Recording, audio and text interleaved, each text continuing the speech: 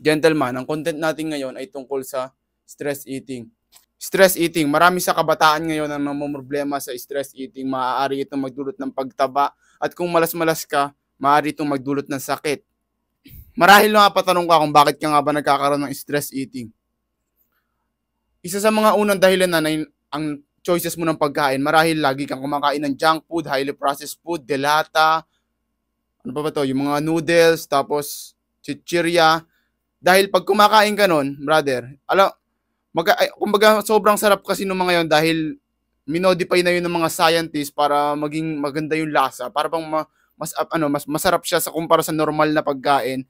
At anong nangyayari, nagkakaroon ka ng standard tungkol sa pagdating sa pagkain, at yung mga pagkain na normal o whole foods, yung mga natural food, gaya ng manok, ganyan, manok, baka, at iba pa, ayaw mo nun kasi nataas yung standard mo sa pagkain. Kung baga yung lasa mo, hindi siya akma sa trip mong lasa dahil masyado nang napack up yung panlasa mo ng mga pagkain na minodify ng mga scientists. Isa sa mga numero unong dahilan kung bakit kada na-stress ka, gusto mo lagi kumain o lagi ka nag-stress eating kada may stress ka, ay nakasanayan mong gamitin ng pagkain bilang coping mechanism sa stress. Ang kailangan mo lang gawin, syempre palitan yung coping mechanism mo. O alam ko, madali itong sabihin kaysa gawin, pero magsisimula ka sa small. Kada may stress ka, alam mo ba yung ramdam mo na stress ka, kada galing ka sa trabaho, uwi ka na stress. Instead na mag-indulge ka sa junk food o kumain ka agad, humanap ka ng mapaglalabasan mo, kumanap ka ng outlet. It can be walking outside, walking your dog, or playing sport, playing basketball, or anything. Nang sa ganun, hindi ka masyadong magkakain, hindi ka masyadong tumaba. Gaya nga ng sinabi ko, it's easier said than done. Pero kailangan mong i-up yung attention span mo at i-up yung discipline level mo. That way, mas madali sa yung palitan yung coping mechanism mo sa stress. Hindi, imbis na kada may stress ka, kain ka ng kain, hindi na agad ipagkain yung iniisip mo dahil mas maraming better na gawin o madaling gawin, mas maraming magagandang gawin at mas madaling gawin gaya ng paglalakad sa labas, paglakad ng aso, paglalaro ng sports, kaya ding basketball, kahit mag-shooting ka lang dyan sa labas. Kailangan mo lang i-train yung sarili mo na paltan. I-train mo yung sarili mo at nang mapaltan mo yung ginagamit mong coping mechanism sa stress. Kaya ako sinabing kailangan mo ng mahabang attention span kasi pag mahaba ang attention span mo, hindi ka pa bara-bara sa mga desisyon mo sa buhay. Bawa, na-stress ka ngayon. Na-stress ka sa trabaho mo, na-stress ka sa ginagawa mo, na-stress ka sa shota mo, kahit saan galing ang stress nan. Pag mas mahaba ang attention span mo, lagi ka nasa present moment at kung mas focus ka, hindi ka pa bara-bara gumawa ng desisyon. Stress ako, hanap ako, papawala ako ng stress.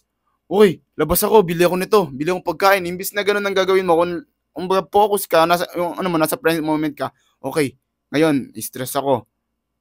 Pero, hahanap ako ng mas magandang alternative na coping mechanism kaysa bumili ako ng pagkain na magpapataba lang sa akin o pwede pang magdulot ng sakit. Hindi ganun kadaling paltan lang yung coping mechanism mo sa stress. Hindi lang sinabi mo papaltan mo na ngayon, makapaltan mo agad. Pera na lang kung andun ka na, mahaba na yung attention span mo at mataas na din yung discipline level mo. Pero sa umpisa at magkakamali ka talaga, papalpak ka dyan sa mission mo na baguhin yung coping mechanism na sa stress. Pero ang mahalaga, manalo ka ng mas marami sa kapalpakan mo. Kumbaga, manalo ka ng 9 times out of 10, magkamali ka na ng isa. O sa nasabihin natin 7 times out of 10, maganda na rin yun as soon as you're progressing. Siguro next time, magiging 8. Sunod, next time, magiging 9 hanggang magiging 10. Ganun lang ang missionin mo. Kailangan, wag mong iset yung goal mo ng sobrang taas na kailangan 10 o kailangan perfect. Hindi na dapat ako may stress ako. Hindi na dapat ako mag-indulge dito sa junk foods. Brother, ganun lang yun. Hindi ganun kadali siya. Hindi siya ganun kadali. Pero, magagawa mo yan once you're doing it over and over again. Repetitions is the key. Brother, maganda rin na mag-practice ka ng fasting dahil pag nagpa-fasting ka, maintindihan ng sarili mo na mas sharp ka. Pag hindi ka busog na busog, mas sharp ka mag-isip, mas madali ka makagawa ng trabaho, mas madali ka mag-respond sa mga stress, emosyon. Kasi hindi ka busog na busog, hindi ka feel lethargic ba. Mag-practice ka mag-fasting kahit kada linggo lang. Pati mas matututunan mo na okay lang kahit hindi ka busog, okay lang na walang laman yung tiyan mo. Okay lang na Nagpa-fasting ka, okay lang na walang laman, hindi ka kumakain, okay lang kasi meron ka pa namang fuel, pwede mo gamitin yung fat o mapupunta ka sa ketosis. Pero ako personally, nagpa-fasting lang ko kada linggo dahil I'm an athlete, I'm a boxer, I need a lot of food and I view food as a fuel for me to perform my training every day. Pero kada linggo, wala naman ako masyadong ginagawa, kaya kada Sunday nagpapahinga lang ako. Siguro gagawin ko lang, walang mahirap na gawa eh. Walang mahirap na gawain, ang gagawin ko lang maglilinis ng bahay, ayusin yung sarili ko, maggugupit, gaya na to, ako lang maggupit nito sa sarili ko eh. Tapos kung ano na lang, kung anong kailangan ko gawin, siguro lilinisin yung mga ginagamit ko, na kung ano-ano, linisin yung bahay, labas, makipag-usap kung kanina-kanina. Hindi naman ako nag-aano ng masyadong high intensity activity kada Sunday, kaya nagpa-fasting ako. Ikaw naman, kung nag-aano ka, sabihin natin kung ikaw, kung ordinaryo ka lang, ordinaryong tao ka, hindi ka atleta, sabihin natin nag-exercise ka 4 times a week, nagbubuhat ka 4 times a week. Sa mga araw na hindi ka nagbubuhat, mas maganda kung i-incorporate mo yung fasting kahit 16 hours or kung kaya mong 24 hours, mas maigi. Nagbi-build ka rin ng disiplina at mas madali makapagtapos ng mga trabaho. Kaya nga sinabi ko, kada Sunday, nagagawa ko ng contents para sa social media accounts ko, gaya nung sa Instagram team page.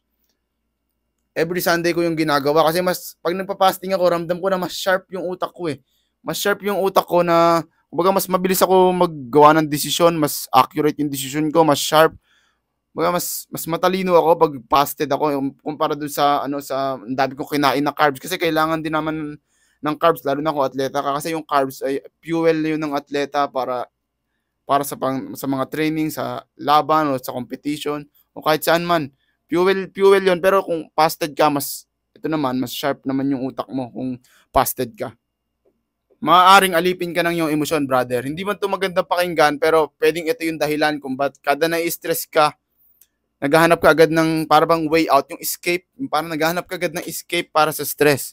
Kailangan mo sanayin yung sarili mo na masanay sa stress at kung na-stress ka, hindi porket na-stress ka, kailangan mo sanayin yung sarili mo na hindi porket na-stress ka, maghahanap ka na ng escape, maghahanap ka na ng parang pampawala ng nararamdaman mo. Minsan, kailangan din nating ma-stress. Kailangan mag-build tayo ng magandang relationship sa stress.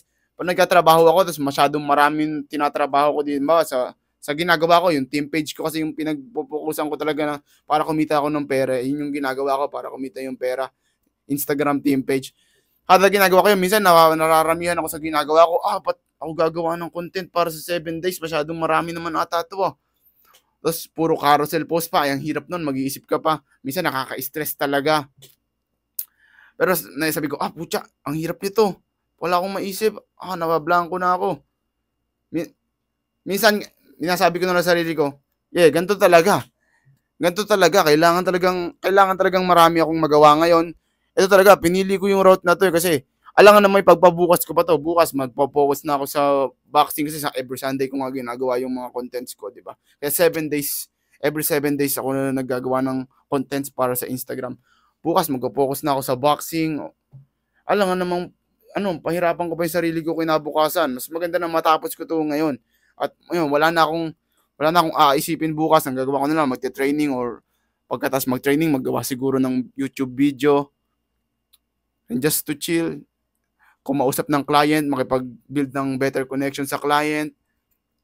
Ayun na lang yung kailangan kong gawin every weekdays, and at weekends, I get done everything that I have to get done. Siyempre, hindi matapos ang video to hanggat hindi ko sinasabi yung istorya ko tungkol sa stress eating. Noon, hindi naman ako masyadong namumroblema sa stress eating nung bata-bata pa ako. Ang problema ko, mas malala sa stress eating kasi nung high school ako, junior high school, lagi ako nabubully, malalang bullying yung mga naranasan ko noon. Minsan naduduraan, kung ano-anong bullying. Basta kung ano-anong bullying yung nararanasan ko nung bata ako. Sobrang para mag-cope ba doon? Mag-cope sa stress o sa shame. Tapos sa kung ano naman nararamdaman ko, guilt. Sa mga negative emotion na nararamdaman ko, para lang mag-cope doon, ang ginagawa ko, nagjajabul ako. Nanonood ako ng porn. Pagka-uwi ko, yun ang una kong ginagawa talaga. Manonood ng porn, tapos magjajabol. Manonood pa ng corn, tapos magjajabol. What?